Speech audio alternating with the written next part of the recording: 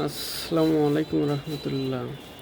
আপনারা সবাই অবগত আছেন বা আপনারা কম বেশি সবাই জানেন, হারাম কাজ করা পাপ বা এটি একটি গুনাহের কাজ। আরও বড় গুনাহ হলো হারাম কাজটিকে হালাল হিসেবে প্রতিষ্ঠিত করার চেষ্টা করা বা হারামকে হালাল হিসেবে উপস্থাপন করা বা অনেক কায়দা কৌশল করে সেটাকে জায়েজ করার চেষ্টা করা। এটা আরও বড় অপরাধ। তো যাই হোক, আপনারা আসলে বৈশাখী পালন করবেন কি না সেটা আপনাদের ব্যক্তিগত ব্যাপার।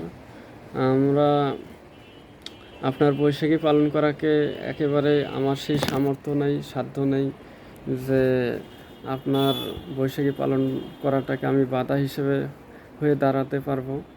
কিন্তু বিষয়টা হচ্ছে, এই বিষয়ে আমরা বলতে গেলে, একটু সাবধানতা করতে গেলে আপনারা যে কায়দা কৌশল করে সেটাকে হালাল করার একটা চেষ্টা করতেছেন বা এই স্পষ্ট হারাম জিনিসটাকে আপনারা বিভিন্নভাবে সেটাকে হালাল করার জন্য অনেকভাবে ছল চাতুরি বা বিভিন্ন কায়দা কৌশল করে কথা বলার চেষ্টা করতেছেন। এটা আসলে একেবারেই সীমালঙ্ঘন বা বাড়াবাড়ি। এই বাড়াবাড়ি আসলে মহান আল্লাহ তাআলা এটা হয়তোবা সহ্য করবেন না।